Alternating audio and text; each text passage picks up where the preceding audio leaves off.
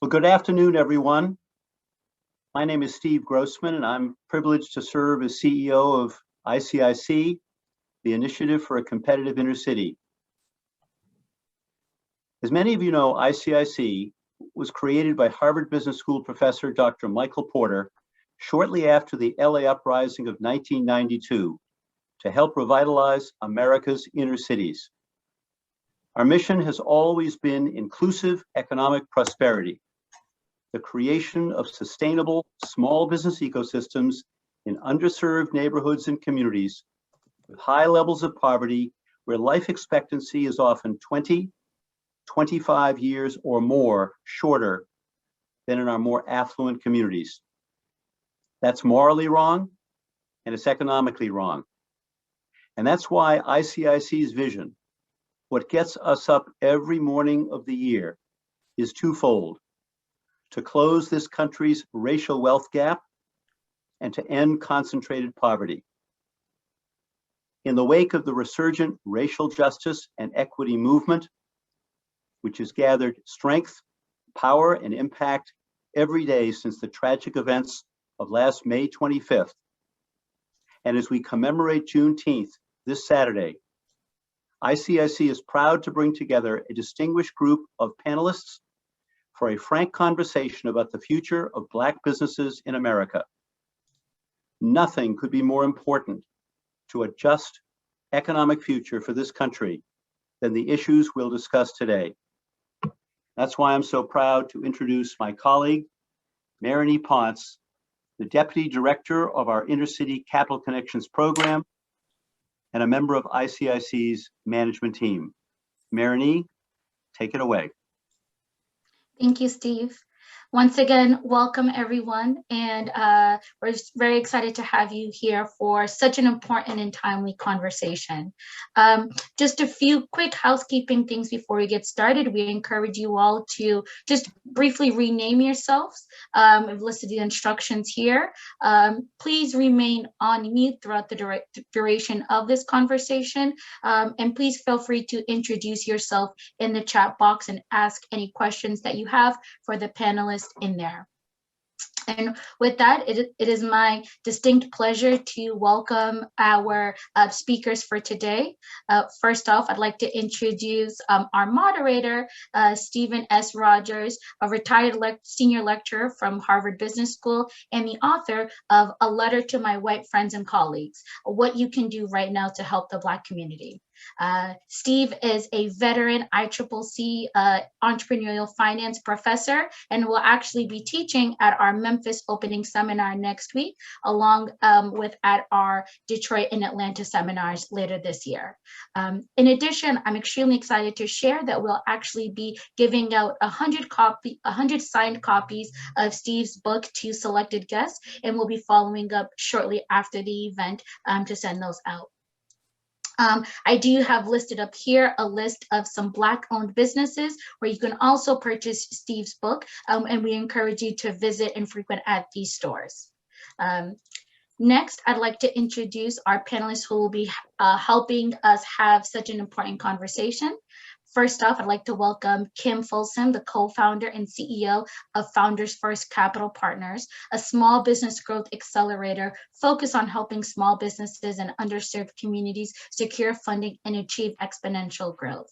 We're excited to have partnered with her in a number of ICCC cohorts across the country and looking forward to our continued engagement.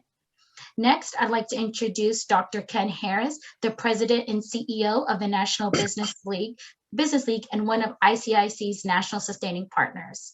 Ken has played a major role in putting this event together, and we look forward to hearing from him and his efforts in helping to strengthen Black businesses across the country. Last, but definitely not least, I'd like to introduce Reggie Humphrey, the Director of DEI Partnerships at General Motors, another ICIC's national sustaining partner. And in his role, he's responsible for the collective impact of GM's inclusion initiatives across the organization, including developing a diverse talent pipeline and reducing social inequities. Without further ado, I'm going to pass it over to Steve to help us to begin this dynamic and timely conversation. And we hope you enjoy and walk away with a lot of key insights into how we can all come together to better support Black-owned businesses across the country. With that, I'll pass it off to Steve. Ernie, thank you very much, and good afternoon to all of you who are in attendance. Thank you for taking the time out to participate in this event with us today. As you well know, this session is a part of the celebration of Juneteenth, also known as Emancipation Day for Black enslaved men and women. And let me give you some quick information, some quick facts about Juneteenth. I would be remiss if I didn't do so. The name itself, Juneteenth, comes from the combination of the name of the month June and the day 19th, the 19th day of June. June 19th, 1865 is the day that Union soldiers marched into Galveston, Texas to inform enslaved Black people as well as those slave owners that Black people were free. And they were marching into Galveston to enact or to incorporate the Emancipation Proclamation. And the Emancipation Proclamation was signed by President Lincoln in September 1862. It became effective on January 1st, 1863. And the Emancipation Proclamation declared freedom for only slaves in the 11 Confederate States of America, not throughout the entire country of America. Freedom was not granted for states in the northern part of the country. And it was only done by President Lincoln to weaken the Confederacy, not because President Lincoln was against slavery. In fact, this is what his quote was. He said, "If I could save the Union without freeing any slaves, I would do it." And Texas, my friends, was the last Confederate state to fight in the Civil War. And that's why the Union soldiers were sent to Texas. And the Union soldiers defeated the Confederate soldiers in Texas in May 1865. And the Union soldiers, despite defeating the Confederate soldiers, the citizens of Texas still decided not to inform Blacks that they were free. So on June 19th, 1865, the Union soldiers declared that Texas, the state of Texas, and Blacks in the state of Texas were free, and helped to enact the mandate for the Emancipation Proclamation. Now, let me give you a couple of other quick facts, and that is slavery didn't end in Galveston, Texas. It ended, for example, in Houston on June 20th, and then it ended in Austin, Texas on June 23rd. And then it ended throughout the entire country of the United States at the end of 1865 with the passage of the 13th Amendment. And 214 years earlier, in 1651, the first Black entrepreneur was recognized in America. His name was Anthony Johnson, and he was a tobacco farmer. He generated great profits from his tobacco farming off of his 250 acres of land. And now this leads us back to Black entrepreneurship today. And we have, as Marini pointed out, we have three phenomenal panelists to help us unpack the future of Black entrepreneurship. And what I'd like to do, and I've asked each one of the panelists to do, is just take a minute to introduce themselves and just give some highlights of the kind of work that you do. But we want to limit it to just a minute, if you will, because we're going to come back and ask questions of you later on. So I believe in Queen Latifah's ladies first. So we're going to begin with Kim Folsom. Good afternoon. Hi, Kim Folsom, founder of Founders First Capital Partners and Founders First CDC. I am super excited and honored to be a part of this panel. I come and launch Founders First, which in our sixth year, 2021, we've worked with almost 500 companies. But I came to this as a serial entrepreneur. So I started my first company in the crazy.com era. And I started that company because that was the only way that I could be a part of the C-suite. And I came from a platform of whatever the guys do, I want to do as well. I had a brother that was such an outstanding person in so many ways. And I had a dad who was an amazing naval officer. So between those two, I wanted to do what they did. And that was the best way of doing is becoming an entrepreneur. So in that journey, I founded, grew 6 companies, raised over 30 million in venture, but saw that, there needs to be more to be able to provide this opportunity for other women of color, Black women, because that's the only way that you're going to build wealth is by owning a business, creating value, creating wealth for others. And so with Founders First, our mission is to fund and grow 1,000 businesses to become mid-market companies. And our model is a bit different than the traditional equity model, because the traditional equity firm, they may fund 5, maybe at best 10 companies a year.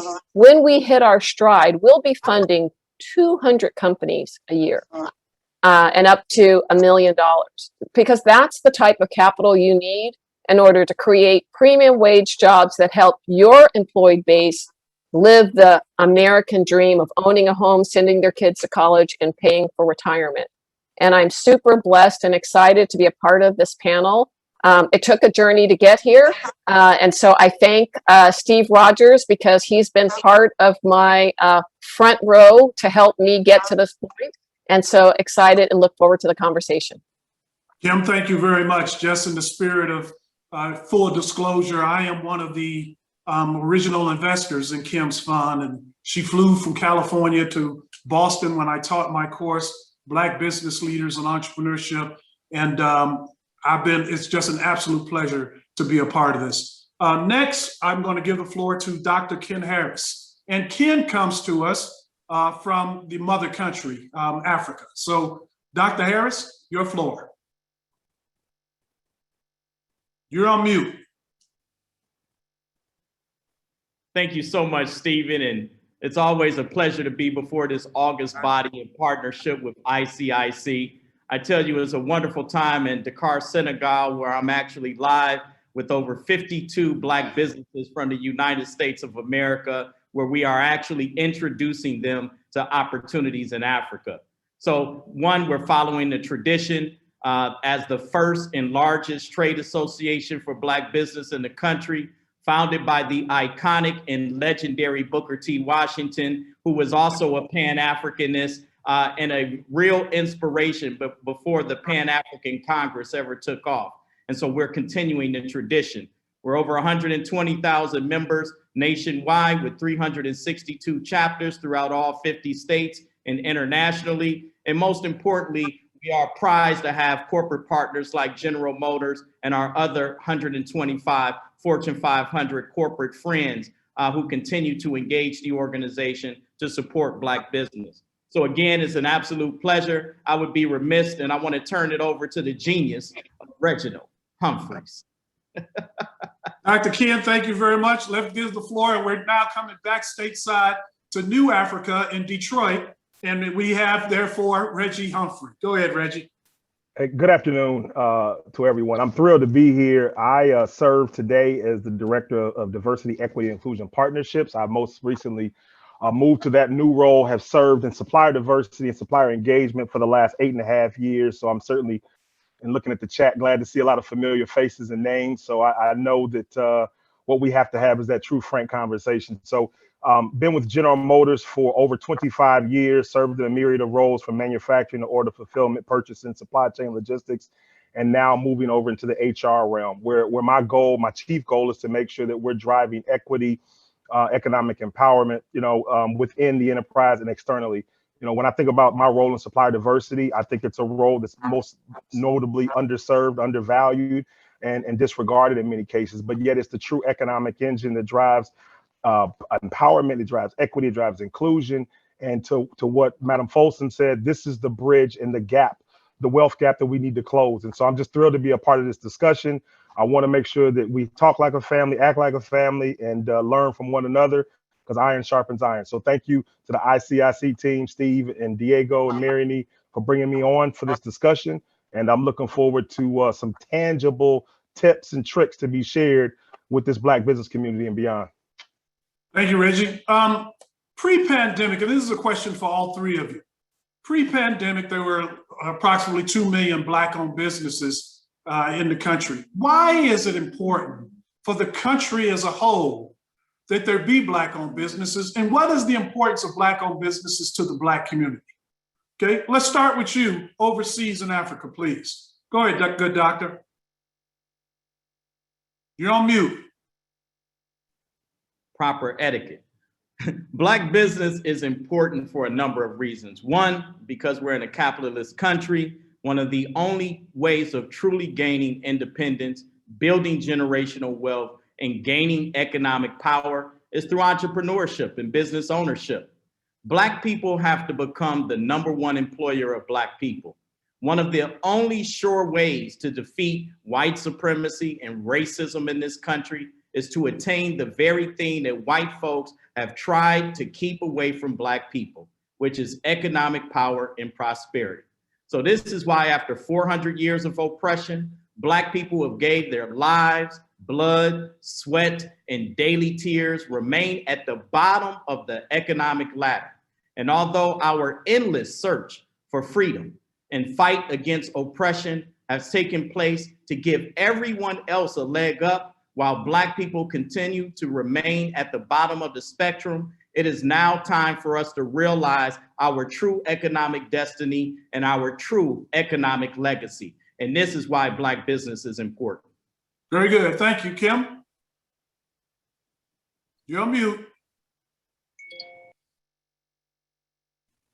So keeping along with the theme of what the good doctor said, that our Constitution, economic empowerment and freedom is built into that. And just as we have obtained our rights in voting, access to health care and all those others, economic empowerment and liberty are just as an important right. And so Black-owned businesses is the way that we are able to achieve that right. We won't be free until we're economically free. Very good. Thank you. Reggie? From a corporate perspective, let's be real about this.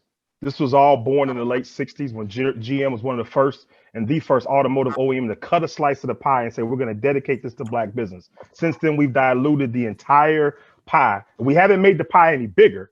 We just keep slicing off the same piece that was cut back in the late 60s. So we have to be deliberate and intentional and figure out that beyond the social consciousness, what are we really trying to empower? What are we afraid of? I know that General Motors, when we talk about an all-electric future, we want that to include Black people as consumers, as suppliers, as retailers.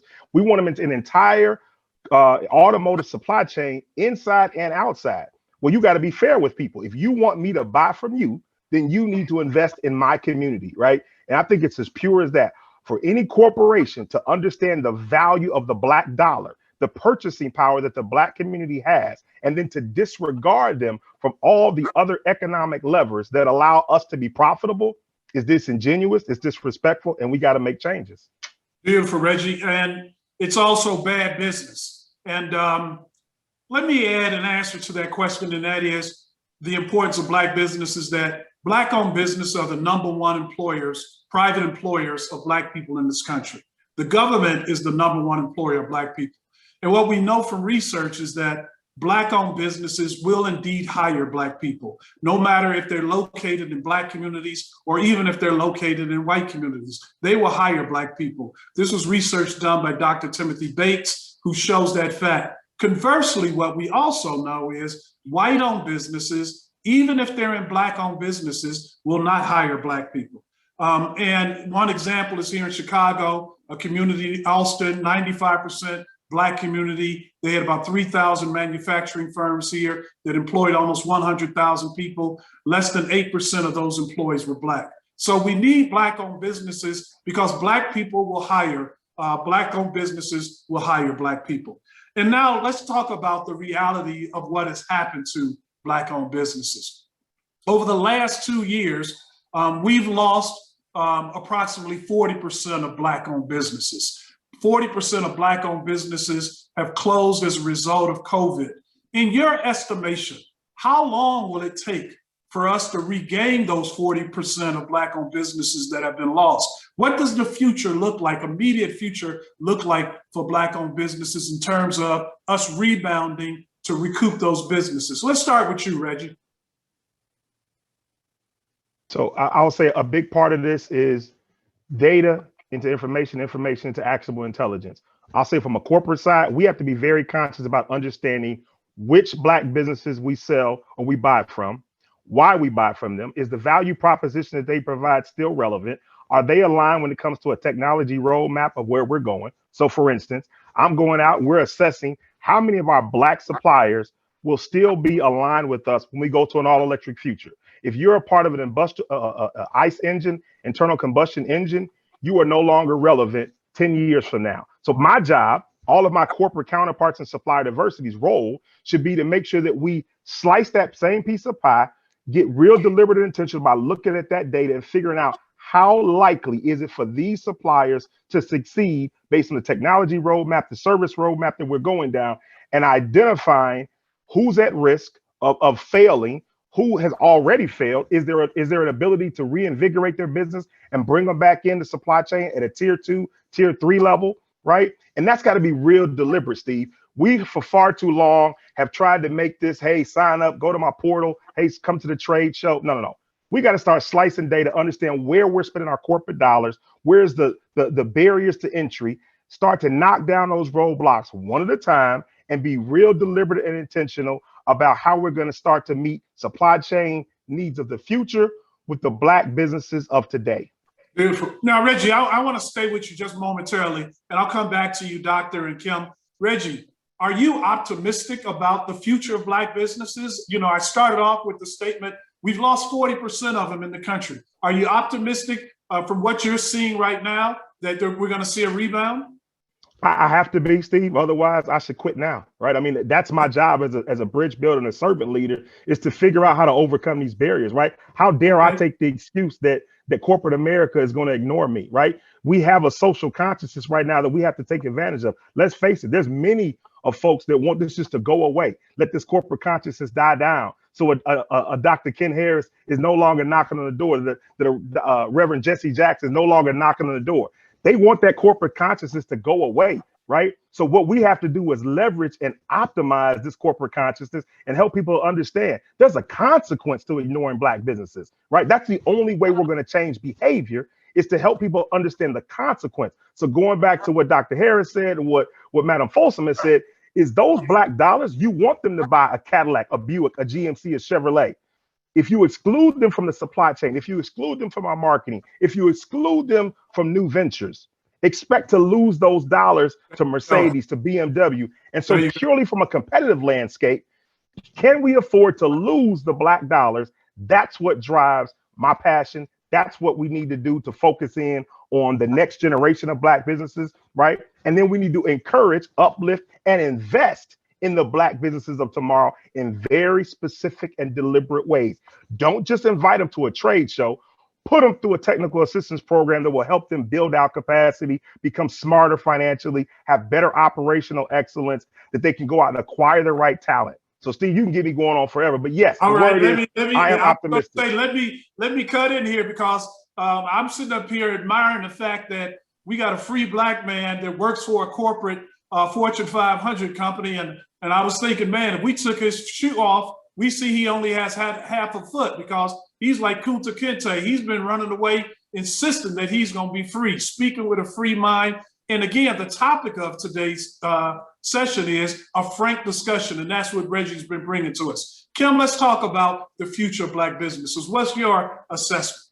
Well, following along with my good friend, my new good friend, Reggie Humphrey, you know, it doesn't matter what everyone, if all people love green, which both sides do, that's got to be the driving factor. The fact is that, you know, folks of color, Black folks are starting businesses at a much, much faster pace because of just what you mentioned. You know, the wealth opportunity, the job creation, the opportunity, that's how you're going to advance your ability. And so it's that ability to be able to advance and improve your life quality, which is going to drive people to one, improve their businesses or start net new businesses. Because that's the only way you're going to have direct influence on your future to make that happen. Now, one of them to make that beyond just starting and wealth creation is getting access to Capital One. Secondly, getting access to companies. So you're going to go in programs like ICIC where they're going to get advanced access to professionals and experts like yourself, Mr. Rogers, or go to Founders First platform to get access to capital, because that's how you're going to be able to ensure that you're able to go through and do this. And the Fortune 5,000 companies, they want their businesses to grow. They need our dollars. And the only way they're going to be assured of constantly being able to count on our dollars is they've got to invest in Black-owned businesses. And we can't just hope or sign up, as Mr. Humphrey said. We've got to go through and say, look, 1 + 1 = 5. You want our business, you want our money, we want to buy our products. Give us your business, include us in your supply chain. Very good. And what 1 + 1 = 5, as we all know on this in this session, that's the definition. When 1 + 1 = 5, that's the definition of accretion. And accretive relationships are what Kim is talking about, that we should have with the corporations and companies that are holders of the capital in terms of providing business to Black-owned businesses. Good doctor from Africa. Optimistic about the future of Black-owned businesses? What are your thoughts? The same optimism as Reggie and Kim. But let's be frank. I'm gonna give a historical perspective to why we should be optimistic about the future. Most importantly, we know that if we do not acknowledge history, history tends to repeat itself. But Black businesses, Stephen, have always been resilient despite the circumstances. Black entrepreneurs have survived Reconstruction after the American government rescinded its commitment to help Black people establish an economic footing post-slavery. They did this by developing Black codes, which excluded Black people from participating in the economic mainstream of society. Then the government also, one of its reparations concepts put forward, you all heard it, 40 acres and a mule. They handed the 40 acres back to the slave owner and they allowed the mule to kick Black folks in the butt. And so while leadership crashed, even the first Black bank ever created, known as the Freedmen's Bureau, which started and was funded by the federal government, it didn't allow us to enter this game with capital. And you still see that today, lack of access to capital. And on top of it, white terrorist organizations, including the KKK, terrorized, lynched, and even killed Black entrepreneurs for just trying to start a business, and even burnt down Black business districts all across the country, including Black Wall Street, as we're celebrating the 100th anniversary in Tulsa, Oklahoma. So Black folks missed the agricultural revolution because we were picking the cotton for free. We missed the industrial revolution because of Jim Crow segregation. And that said, white people only has access to capital, entrepreneurship, and business opportunities. And 50+ years later, post-civil rights, we've achieved educational, political, and social success, but we have not turned the corner economically. So quite frankly, to your answer is always yes, because we always have, we always will overcome, and still we rise. There you go. Listen to him quoting Maya Angelou, still we rise like a phoenix. And let me just say this, and that is when he made the comment about terrorism against Blacks who were in business, for all of you here, I would recommend that you go down to Montgomery, Alabama, and go to the Lynching Museum. And one of the fascinating things that I discovered when I went down there was it seemed like over half of the lynchings that occurred of Black people occurred because of some commerce, because Black people were refusing, as owners of the business, they were refusing to sell their products for a discounted price, and so they were lynched. That Black people refused to sell their cow and they were lynched. But a lot of the lynchings occurred because of Black people being in business and being successful. Let's talk about the realities of Black business though, and that is we are a people who, as W.E.B. Du Bois, the great scholar, said, we are a people who are impoverished. And the reason we're impoverished, as the good doctor just said, was it was intentionally done to us by the federal government with 246 years of slavery. And as a result of that, you had 12 generations of whites who were transferring wealth while you had no transference of wealth occurring with Black people. And that was followed by 60 years of Black codes and then 40 years of redlining. All of those things were done to impoverish Black people while they were done to enrich white people. The result is 35% of Black people have zero net worth. And Kim, I'm going to come to you with this topic, and that is we can have all of the romanticization of Black entrepreneurship, but one of the things that all entrepreneurs need is capital. And one of the things that Black people have been denied is access to capital. As one Black entrepreneur said, he said, for Black people, it might be easier to play the lottery to raise capital than it is to get it from institutional investors. We know that less than 2% of private equity capital has gone to Black business owners, is similarly with debt capital. Kim, you are one of the capital providers. You're one of the solutions to the problems that we face with that. Tell us how Black people can increase their chances of procuring equity and or debt financing, be it from you or from any other capital provider. Certainly.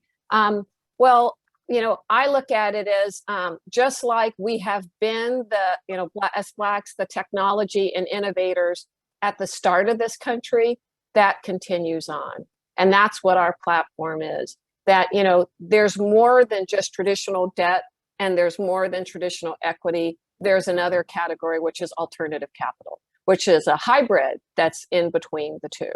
And that's what we specialize in.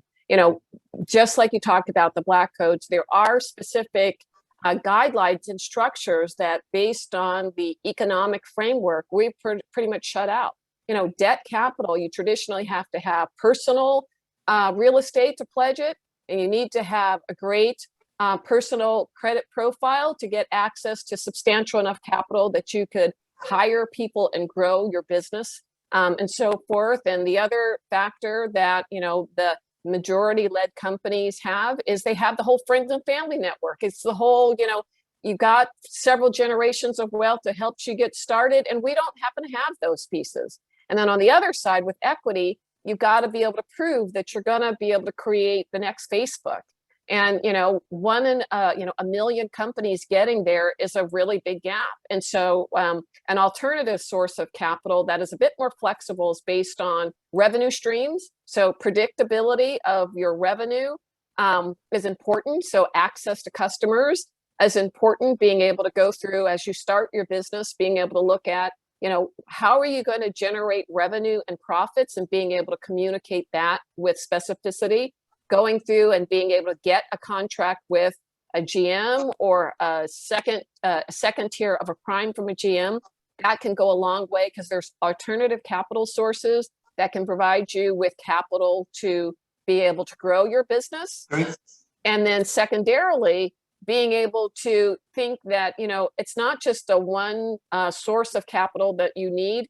Most businesses that end up going public, they may use 30 sources of capital to get there. So you really need to look at a variety of different sources, and organizations like ICIC and Founders First can help you create those bridges to get there. Okay. Kim, I'm going to come back to you, because I want you to be more specific with an answer.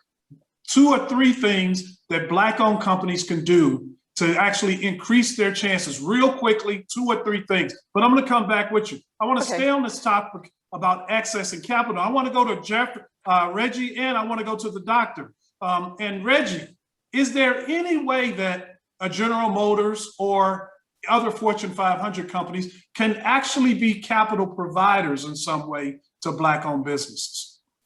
In my experience, Steve, that comes in very limited fashion, right? I mean, Okay. we have, a division within our company called GM Ventures that will provide capital at a certain stage, right, in that capital journey, right? They're beyond seed money, but you have a technology or a product or service that we are highly interested in, and that we want to see you build out and grow out your capacity, right? Especially as it supports electronic or EVs or autonomous vehicles. But and I'm getting educated in that space, right? Because one of my things is, how much is GM Ventures investing in Black businesses, right? And a part of that is how we partner with organizations like NBL, here locally with the Michigan Minority Supply Development Council. They have Amplify D, where they're trying to bring these incubators in partnership with Plug and Play. In the end, we got to get exposed to the products and services that are going to help us advance, because in the end, no one wants to give away money for the sake of giving it away. We have to see we got to be selfish about it. Corporate America, right? We don't do this necessarily at a volunteer basis, right? We do it out of a need. There's some corporate citizenship involved, but in the end, you got to give me a product or service that's going to help me sell you a vehicle, right? And with that being said, Reggie, there are actually some companies, when you can actually give a value proposition to a big corporation, they will help you find a way to procure financing. Yes. So that's what I was asking there in terms of, is there a way for them to be a partner by recommending that you go to some financial resources that they have? But let me go to the good doctor and ask him relative to the National Business Association, if they in fact do anything, National Business League, if they do anything to provide capital to their members who are Black entrepreneurs. You're on mute. You're on mute. Oh, no question about it, Stephen. I mean, capital is essential, right? It is the difference maker in this whole game, which is why we've been excluded from capital for so long. But as an example, on behalf of the National Business League, we partner with a number of organizations. As an example, American Express came forward. We created the Coalition to Back Black Business, which provided $10 million in grants to support local Black entrepreneurs, not loans, during the pandemic, which disproportionately impacted Black businesses. These grants had no stipulations, no red tape, no bureaucratic barriers, and just straight cash for entrepreneurs in the neighborhoods on the front lines. And so these are examples of Fortune 500 companies stepping up in an accountable, measurable, impactful, and innovative way. That money saved a lot of Black businesses that were locked out of traditional capital in the financial marketplace. And again, we have to think about, it wasn't just a health crisis, it was an economic shutdown. And we know that not only when regular folks catch a cold, Black folks catch the flu, well, guess what? Black business caught COVID-19. And so we had to partner with organizations like Comerica Bank, who also put up $1 million to put together a Black. He froze. That must be the man trying to make sure that we don't get this valuable information. Oh, wait a minute. He's back. Keep going, Ken. You froze for a second. No question. And Comerica Bank, who put up $1 million to provide a program for Black capital access, and General Motors, who invested millions of dollars to ensure Black and minority-owned communities participated in this economic process. And the list goes on of corporations who are more than just press conferences and platitudes. They're about policy, programs, and getting capital to those who need it most. And those are just a few examples. Beautiful. Well, let me comment about the doctor said and spoke about grants being given. I am a proponent of grants to be given to Black business owners.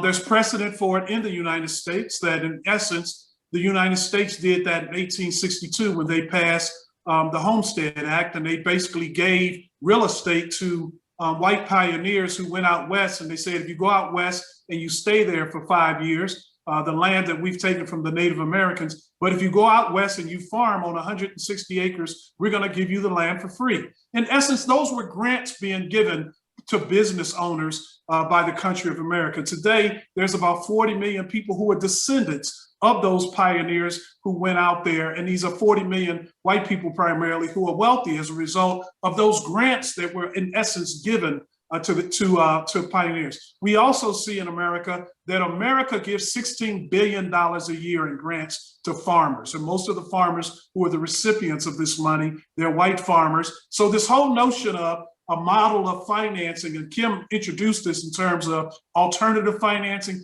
I am big on right now. How about some grant money? There's precedent for it, and Black people should have the opportunity to feed from that trough as well. Now, Kim, I want to go back to you, and I want to ask a couple of very specific questions First of all, let's talk about debt financing. Please define debt financing. Then I'm going to ask you to do the same with equity financing. What is debt financing? Very simply. So debt financing is a fixed agreement where basically you're going to pay back a debt to someone and over a fixed period of time. And it's not just paying back the principal, you're paying back interest, and you're paying back in fixed payments. Regardless of how your company performs, you've got to make that payment every single month until it's paid back. And that's what debt is. And it generally requires that you also put up some personal skin in the game, a personal guarantee, a guarantee against some piece of property, could be real estate or a car or something of that sort.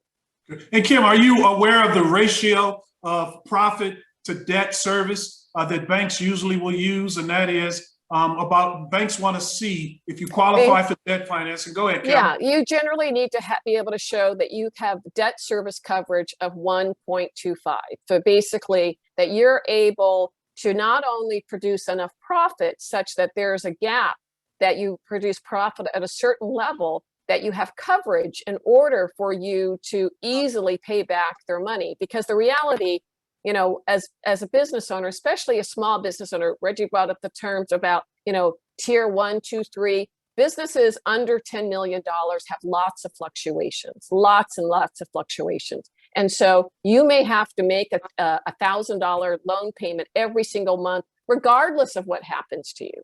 And so, you know, that debt service coverage is really important so that, you know, a good month, bad month, you're still making the payment. So with that being said, just for clarity's sake, Kim said that a bank wants to see a debt coverage ratio of 1.25 to 1, which means they want to see $1.25 of profit for every dollar of debt service that you have during that period of time. So it's real clear. It doesn't matter if a bank says, you have a great idea. If you cannot qualify under that debt coverage ratio, a bank will not give you money, okay? If it's too low, a bank want to see $1.25 for every dollar of debt. Kim, let's talk about equity financing now. Please give us the definition. Certainly. So in equity financing, you're betting on high growth and recognizing high risk. Most equity investors are looking for a 10 to 100x return for their money. And as a result, which means what? Give us an that example. means that if they invest $1 million in your company, they're looking for $10 million in return over that period, over a period of time. It could be a period of 3 or 5 years. So that's what they're looking for. Whereas going back to a bank, the interest rate could be anywhere from 10% to 29%, depending on what your credit profile looks like. So they're not looking at a multiple, but equity financing, they're looking for multiples. And in exchange, so they're taking an ownership piece in your company for, let's say, $1 million, and they're expecting in 3, 5, 10 years that they're going to get 10 times that back. And that you're going to be able to demonstrate based on the market and the opportunity and your solution that you can provide that return in that period of time. And Kim, I'm going to interrupt you. What's the likely way that you're going to do that? Most often, the way that you're going to provide that 10x return is acquisition. That you're going to sell the company. You're going to sell the company. You're going to have a liquidity event. So the thing is, with an equity investment, it's not that, with the difference between equity and debt, you pay that off for that period of time and you still keep ownership of the company. It's non-dilutive. You're not giving away ownership. In equity, you are giving away ownership. Think of it. It's a business marriage. They own a portion. You heard the whole term. They own you. They own a person of your company. And you are committing that you're going to provide them with this liquidity event at some point in time, that you're going to give them not just what they're invested in, but you're going to give them that multiple return over that period of time. Very good. So they're your partner right there. Reggie, come to you. Let's come to you right now. Let's ask, what is it? Give me 2 to 3 things. Give me 2 to 3 examples of the Black entrepreneurs that have successfully become partners with GM, that have successfully become suppliers. Give me 2 or 3 things that have been key success factors in that happening, and give me a couple of examples if you would. The 3 things. 1, they have a strong relationship consistently in front of their stakeholders, whether it's purchasing, engineering, or another stakeholder within the company. 2, They've got true alignment when it comes to their technology roadmaps. They make sure they know what's here and what's coming. 3, they've got a robust strategy to actually build out and index on the expectations for our customers. So let me give you a couple examples, right? Dennis Archer Jr., local here to Detroit. Everybody knows him. His business the son of the former mayor. Absolutely, right? His core business did order fulfillment for us, right? The relationships that he has built with our CEO on our inclusion advisory board, as well as on our supplier council with our VP of purchasing. When we had a crisis during the pandemic and we decided to partner with Ventec to go build ventilators, and they said, we need somebody to kit and distribute these ventilators to meet the federal government requirements for packaging and everything else. The first call they made, they said, who we have an order fulfillment? I said, we need to call Dennis. He is a proven operator. His business model is set for this. Give it to him. And what I'm gonna tell you is he got a mess and he turned it into a mini miracle in a matter of weeks, right? That all stems from the relationships he has, the alignment he has in terms of our expectations. And then he understood how he was going to build off of that moment. And as soon as he finished and said, job well done, GM patted him on the back, he said, all right, let's talk about a growth strategy. Because now while he had the momentum, he said, let's talk about how I bailed you out of a situation. I came to you as a great partner. I allowed you to execute the impossible. Now I want a commitment for you to grow my business, right? Now I can't get into particulars of where that conversation went post, but what I can tell you is you don't have that leverage when you're not delivering day to day, right? You take a Leon Richardson, Chemical Services, been with us for 30 years. He started and he started his company doing business with GM. Leon's in a position because of his relationships with Mary Barr at a CEO level, with Shil Panamine at a VP level, that he can have a conversation about what does strategic growth look like. My former boss, Paris Pavlou, he's got the relationships in place. He's got a built-in track record of providing chemical services across the board. So now when we started talking about where we're going to build Ultium batteries, or we start talking about which factories like Detroit Hamtramck is going to convert over to Factory Zero, it was going to be the hub of electric vehicles. Leon can stand up and say, I can provide more than just chemical services. I'm already in your plants. I know how all of your facilities management runs. So give me an opportunity to grow my business and show you that I can leverage the skill sets, the experiences. And guess what? He's been also able to do that by picking that up, taking it over to other customers like Toyota, Stellantis, because he has a proven track record based on the corporate relationships, the performance, and the strategies that he's employed over 3 decades of business relationships. Hopefully, Steve, that gives you enough.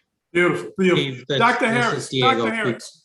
Steve, before we move on, I think you all mentioned that the history that has led us here has been one of laws and procedures and processes that have led to this current situation. So the question that came from the audience is, what laws and policies do we need to change?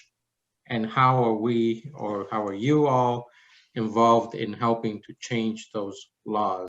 So we're talking about public policy. Diego, I have the question. Let me get this other question to the doctor first. Then we're going to come back and open the floor up, okay? So let me make sure that I give this pointed question to Dr. Harris first. Then we're going to come back to that. Dr. Harris, the National Business League. Why should Black-owned businesses be a member of that? I'm going to come right back to you, Diego. Go ahead, Dr. Harris. Man, I look at it. I mean, some of these questions are so important. But I'm going to just say this. Booker T. Washington had it right. The founder of the National Business League in 1900, the visionary whose message is more relevant today than it was 120 years ago, Stephen. Even post-slavery, Booker T knew that true freedom for Black people would come from Black economic empowerment, entrepreneurial independence, and self-sustainability through business ownership. Booker T knew that social, political, and educational pursuits would not only lend us modest returns, as we see the results in many cases in the Black community, where the political and the educational process has steered us away from that economic momentum that we could have had if we would have followed that model 120 years ago. So Booker T was right. The equalizer to this global system of white supremacy and racism, ineffective Black politicians, a disconnected Black middle class of African Americans, and small business barriers towards the entry to the marketplace, it is economic independence, empowerment, and sustainability. So as I stated earlier, every time Black people have tried to enter the economic mainstream of society, we have been met with resistance. And more importantly, not just white supremacy or Black gatekeepers or the lack of support in the successful nature of the marketplace where Black businesses have to create, but today is a new day. We shall— Come on, doctor. Come on, doctor. I need you to answer my question. Why should Black-owned businesses join the National Business League? I mean, that's an easy question, because at the end of the day, we're an advocacy organization that is an institution-driven mission, not a personality-driven mission. And when you have an institution that, one, can create opportunities for you, especially individual business owners, in this marketplace, is essential. As the first and largest trade association in the country, with 360 local chapters throughout all 50 states, more than 125 Fortune 500 corporate partners and growing, and we advocate as a collective unit, not individualistic. So Black businesses are joining the National Business League because they realize the cavalry has not come. Very good. Hey, Steve, let me jump in here because Dr. Ken ain't gonna toot his horn. So why should you join National Business League? As a corporate, I go to Dr. Ken to figure out what's the Black consciousness of corporate America. I go to Ken to find the best and brightest of Black suppliers.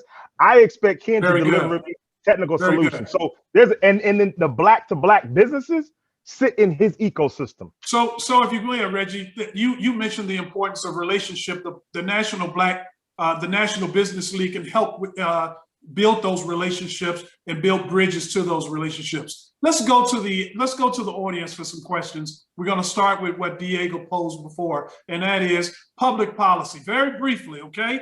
No elongated sessions. We only have a few minutes, and especially you, Booker T. Washington Jr. We want to make sure that we answer as many questions as we can possibly answer. And let me just say this: I agree with everything you said, but right now brevity is important. So in terms of public policy, if you don't have a comment about it, just say, I can't add anything. So in terms of public policy that we should be advocating for, I'm going to come back to you, Dr. Harris. Give me some suggestions about public policy that should be implemented to help Black businesses. No question about it. We need to stick to the basics. Public policy has not served us up to this time. So if you're asking for public policy, one, we need to support reparations. One, we're owed, not only owed money till this date, we have the data that supports it. And I believe in ROI, return on investment and return on inclusion. And so at the end of the day, where we spend our money, there should be a reciprocal relationship, and we should be challenging those corporations who have government affairs offices to be lobbying at the city, the state, the county, and the federal government level area. So there's huge opportunities through partnerships, and we have to leverage those partnerships where we expect a return on investment. Very good. I'm going to go to you now, Kim. Any public policy recommendations? Very specific. Certainly. So I've gotten involved with helping an initiative called Right to Start, but it's similarly that ensuring that corporations are making certain that they're spending at least 5 to 10% with newer suppliers, not just working with people they've worked with before, but there's what's called a level 2, level 3, that there's some way and to be able to make certain that from a policy standpoint, that is applied, as well as just as much economic development for workforce development. There's a lot of money spent on workforce development for very large corporations. They should spend those dollars for workforce development for the small corporations, because for most cities, the business owners, as you talked at the beginning, the employment is with small businesses that are led by diverse founders. By employing, everybody says they want to have more diverse employee base, then fund diverse business owners, because they're going to have 90% of that workforce.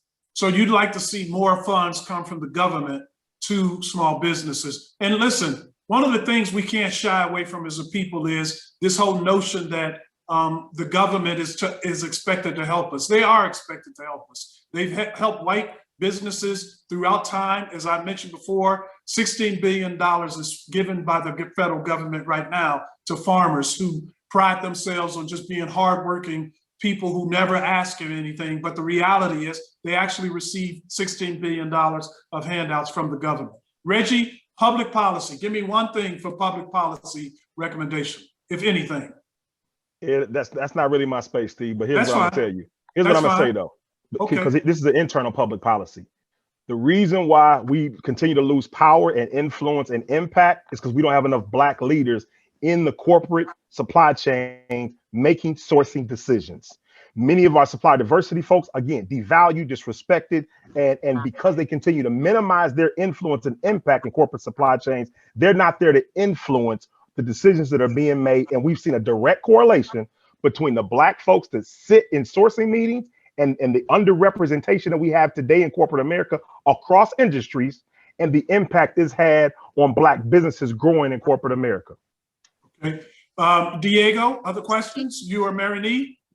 Yes, we actually have a few members from the audience with their hand raised who'd like to ask questions, and then we have. Why don't you read the question so that we can be very efficient and get through as many questions as possible, okay? Awesome. So one question that we have is a little bit more directed towards Reggie. We have a question about Black business owners who may not have a lot of existing relationships with major suppliers such as GM. How can they start, how can they get into the door to begin getting access to some opportunities and getting access to, and how can they go about building some of those relationships with different suppliers? And Reggie, before you answer, let me say that was your number one piece of advice, and that was the importance of relationships. So go ahead and comment, please. Again, there's no easy answer to this, right? I mean, whether you use platforms and organizations like NBL and others to actually network, but let me be clear. If I had my number one customer and I knew why I was able to get that business, I'm looking at who their competitors are unless I don't have an exclusive agreement. So I can pick up the lessons learned and the technologies, the products, the services of what made me valuable to them and tell their competitor, I can do the same for you. And you build organically by being strategic with your customer profiling. One of the things that I learned at Tuck through that program, through Dr. Lynn Greenhouse, is that when you look at the amount of effort it takes to deliver to a customer versus how happy they will be with you, right? Kind of a customer service index, right? If you have to give a low effort and your customers are always happy, that's your sweet spot. My challenge to us is to deliver on our sweet spots and then figure out how to multiply those sweet spots. If it takes a whole lot of effort to keep a customer happy, that's not sustainable. If it takes a whole lot of effort and they're never happy, that's probably bad business for you. And it's the last piece of advice. Stop quoting my cost and quote your value. If you don't protect your bottom line, we will bankrupt you in corporate America. And let me just say this, because in response to that question, when we asked the question about the National Business League, the National Business League serves as the conduit to get these relationships. So that's one of the ways to get these corporate relationships is by getting and joining organizations like the National Business League. Mary Nee, next question, please. We had another question come in about, and I think this is kind of open to everyone, and I think especially Dr. Harris, but it's how do we go about creating various public-private partnerships to help foster sustainability and excellence in the educational system to help build Black enterprises? This is an excellent question because a lot of folks out here, solo entrepreneurial in their nature. This is the day and age of collaboration, connectivity, and the right types of relationships. So I tell you, you can't do this alone. It's a team effort. And most importantly, you have to align with the right interests and the right people who can help you drive your business forward. We created public-private partnerships that are in existence today. That's the goal of the National Business League. It's the tradition of Booker T. Washington, who had the relationships of the Rockefellers, et cetera. So we're creating those type of relationships like with General Motors, like with Comerica Bank, like with Amex, and a host of other major public and private partners at the table. There are a ton of resources in the ecosystem available to Black businesses. We are just disconnected from those ecosystems. So it's up to you. The cavalry ain't coming. You got to step forward. You got to engage. You got to network. You got to reach out. You got to join organizations. And more importantly, take advantage of the same resources that white folks use to grow their businesses. I'm going to push a little bit. Hold on, Reggie. Doctor, I'm going to push a little bit because we need a little more specific. Give me a couple of examples of resources that we should be pushing, okay? You spoke kind of broadly there. I need specific examples. Well, you know, one thing, they need to grab your book, Stephen, okay? So since you pushing me so hard right now to get me your class answer, I'm taking you to my class. Everybody get Stephen Rogers' book, who outlines the steps for you that he's obviously requesting. He did not tell me to do that. I'm just looking out for the brother because he's actually pushing the button. Thank you all so much. There you go. Okay. Well, let me just answer that is one of the things that I recommend, for example, is that all entrepreneurs should embrace continuous education and learning. That was part of the question about education. And therefore, I encourage everybody to continue going to school. You know, I was on the board of directors of SC Johnson Wax, Fortune 500 company. And one day I was driving back to Chicago with the CEO, and I asked him, and he started talking about derivatives. And I said to him, I said, how do you know so much about derivatives? He says, Steve, anytime there's a new subject that comes on the horizon and I don't know it, he said, I actually hire tutors from Kellogg School of Management or the University of Chicago to actually come in and tutor me on those subjects. And what he was talking about was embracing the importance of continuous education. And I would encourage everybody to do that. And that is go to executive education programs about how to grow your firm, but make sure, and that's what ICIC is all about, and that is the continuous education, but make this a part of how you lead your business life. And if it's good for the CEO of a Fortune 500 company to embrace continuous education, it's good for everybody in our audience as well who are entrepreneurs. Go ahead, Reggie, Steve, very quick comment. And all I want to say is this. That's the reason why we partner with ICC, right? ICIC, right? We this year have invested $250,000 specifically into 3 specific programs for technical assistance. ICC, you know I'm gonna mess it up, Diego. ICIC is the bringing that cohort to Detroit. We haven't been in Detroit in I don't know how many years, Steve and Diego, but we partnered with ICCC and Ken Harris, and we said we are going to be very deliberate. Behind the scenes, what I told them is, if we're going to educate 75 businesses, I want the vast majority of them to be Black businesses. Now, that means y'all got to come and sign up. You got to be a part of this particular process because I'm willing to invest in you. Now, are you willing to invest in your own business, right? The other 2 programs I have, I'm a longtime supporter of Tuck, and there was no shade between them and ICCC. And let me just say, Tuck is enough to go around. Yeah, let me tell you, the audience, Tuck is Dartmouth University that he's mentioning. And we encourage you to obviously participate in IC programs as well as any other programs, because what we know for all entrepreneurs, we know that the failure rate is needlessly too high. And one of the reasons, after a survey was taken, one reason why failure of entrepreneurs is so high, and the primary reason given by those who failed was lack of training. It wasn't lack of money. It wasn't lack of access to customers. It was lack of training. And there's too much on-the-job training. And so one of the things that we encourage you to do is for that Black business and public-private partnership that someone asked a question about is embrace the importance of continuous education.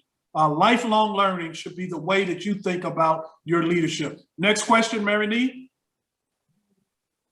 I actually want to pass the mic back to our CEO, Steve Grossman, who has one additional comment that he'd like to make. So, Steve, if you want to go off mute and share your comments. Thanks, Mary Nee. Steve, you asked for a specific. Can you hear me okay? Yes, sir. I'd like to offer a specific. I want to focus on construction and building trades where there's a huge amount of wealth to be earned over the next 10, 15 years and beyond. Housing, infrastructure, whatever it is. The Biden administration and Secretary Buttigieg in transportation should make an ironclad commitment to train, coach, and mentor and provide capital to Black and Brown-owned construction companies in the building trades, coupled with an increase in set-asides for these BIPOC-owned companies. It was promised during the campaign. It's time for the Biden-Harris administration to deliver on that for the Black and Brown communities. Beautiful. And that's a great example of public policy being recommended that would benefit the Black community. Thank you very much, Steve. Other Steve, questions, Mary Nee? Can we come back to, can somebody throw in the chat the Black bookstores that they can buy your book at again? Because I saw somebody's comment that says, I just bought it on Amazon, but where's the Black Amazon? And I agree. Where is the Black Amazon? Right. I'll share those bookstores in the chat now. We'll also share it in a follow-up email with everyone. And let me just say this, Steve. let me say this with a shameful plug, and that is one of my recommendations as to how the my white friends and colleagues can help the Black community now is I support what Dr. Harris said, and that is by supporting reparations to Black people. But I don't want to go too far into that, but go ahead. Reggie, I'm going to give you the floor momentarily, then we're going to go back to questions. I just want to give credit where credit due. When I first got into this job, I was listening to Tony Brown, who was one of our senior advocates and senior VPs at Ford Motor Company. I heard him talk about that the key to Black businesses specifically and supply diversity is that when we started this journey, all the Black businesses were simple labor arbitrage. And then there's corporate levels to this. Then they grew into the point where they had robust manufacturing, product, and service lanes that they were able to execute. Then they got to the point where they actually designed and had global footprints to match their customers, to the point where the fourth level of that ladder was they own their intellectual property. We will never be successful on a sustainable basis as Black businesses until we have a relevant supply chain solution and we own the intellectual property. So you got to be real careful about how you shop your business, being so eager to get in front of the right customer, and you give away too many of your trade secrets, whether that's getting NDA signed. But my encouragement to you, because I see some of the comments that says, look, I've been doing life learning all this time and I'm still nowhere, right? Or it's not paying the bills. One of the comments I heard. And I feel you, right? I have so much honor and respect for every entrepreneur I meet, whether they're a billionaire or a thousandaire. But it's levels to this. And we all made choices in our lives about what we were going to pursue. I chose a corporate route so that I didn't know that this was my calling to be a servant to the business community, to figure out how I can be that bridge builder. But you got to take a hard look in the mirror and say, do I, and I'm gonna be real selfish. When I sit in a trade show, the first thing I do is say, sit in the car with me and tell me how your product or service is going to want to make you buy this vehicle. And what part of the supply chain do you own in terms of intellectual property that's going to keep you in this seat? Beautiful. And what he's talking about, and this goes to what Stephen said at the beginning of the introduction of this. What Reggie is pointing to is Dr. Michael Porter, who is the founder of ICCC. Dr. Michael Porter's, his area of expertise is strategy. And that is, a strategist means very simply, and it falls in line with what just Reggie said, and that is, how are you different? How is your business different? And therefore, how does it add value to your customers where somebody else is not adding that value? Mary Nee, one more question. So we don't actually have any more questions from the audience. So I think we have about 5 minutes left. So if each of our panelists can add their closing statements, and we'll help close out from there. We'll do that. So we're going to give the floor just like we started at the beginning. Ladies first. Kim, please, closing statements, if you would.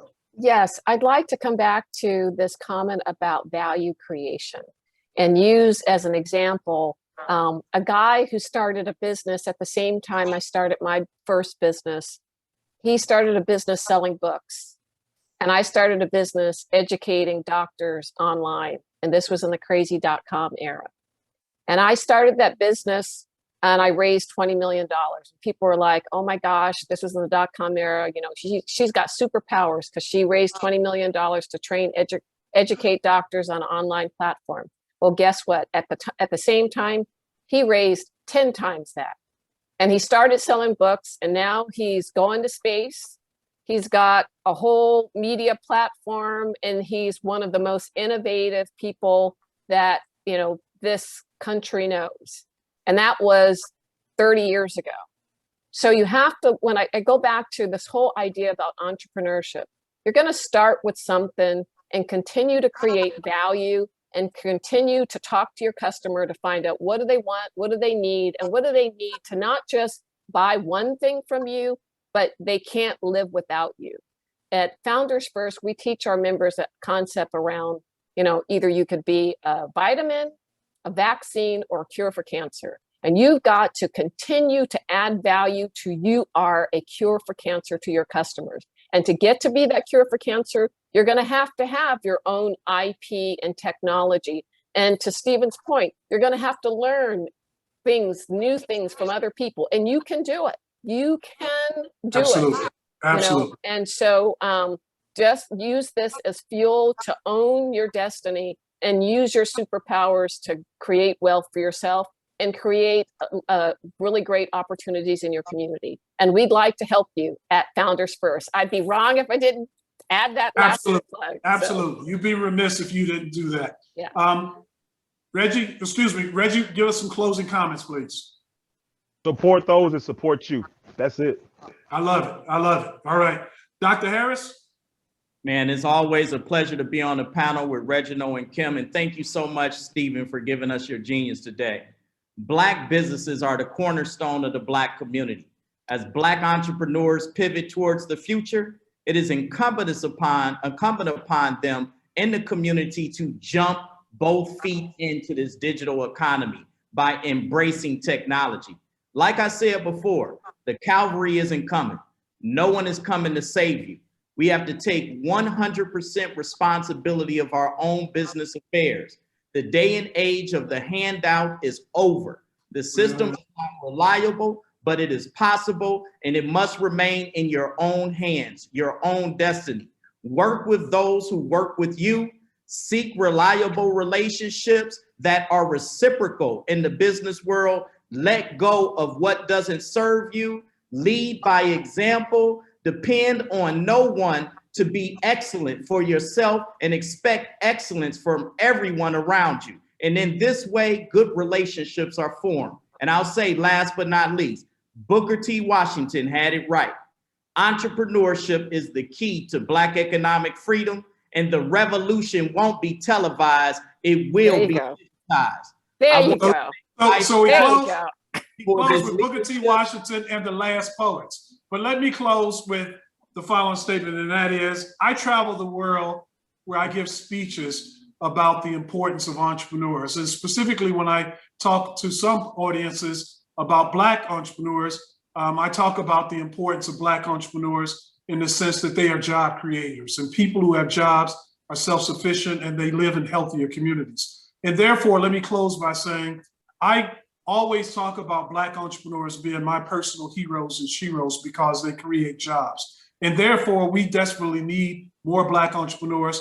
And for those of us in this session right now, in about 75 years, for those of us who are of African descent, in about 75 years, all of us will have gone to see our African ancestors. And they may say to us when we see them, what did you do for our people when you were free?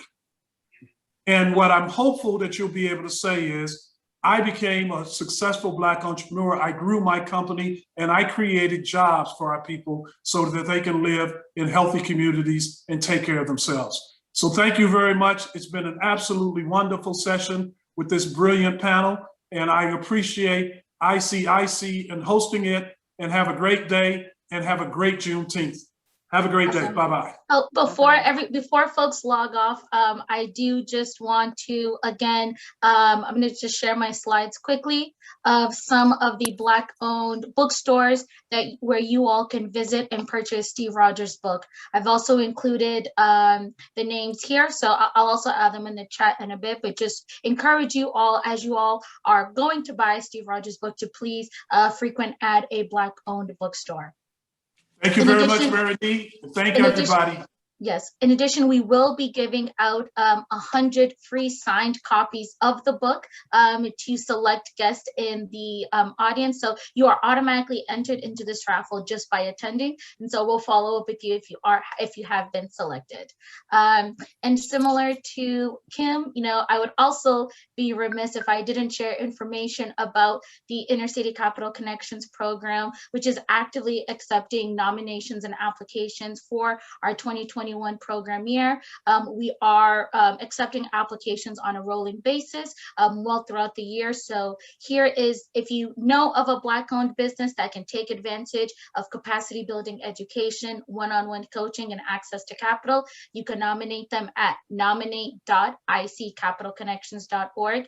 And if you are a Black-owned business in the room, we encourage you to apply for the program at apply.iccapitalconnections.org.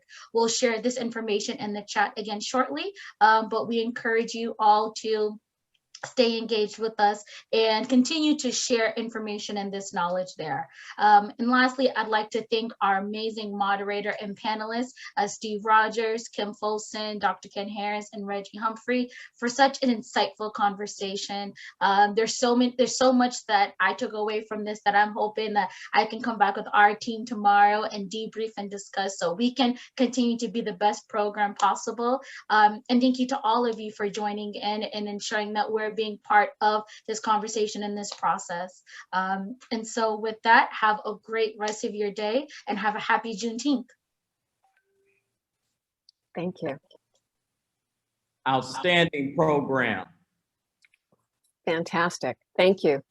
You were the best. Thank you all. I appreciate you. Outstanding, Kim, Doctor, as well as Reggie. I appreciate you. Thank you very much. That was Thank fun. you. Great. Thanks Take all. care. Everybody stay Yes, healthy. indeed. Dr. Happy Ken, traveling Juneteenth. mercies. Thank you, my brother. Peace and blessings, everybody. Steve, Reggie, Kim, outstanding job. ICIC leadership, baby. Let's go. Outstanding. Appreciate y'all. Take care, y'all. Take care. Excellent. Thank you. Yes, indeed. Goodbye. Okay.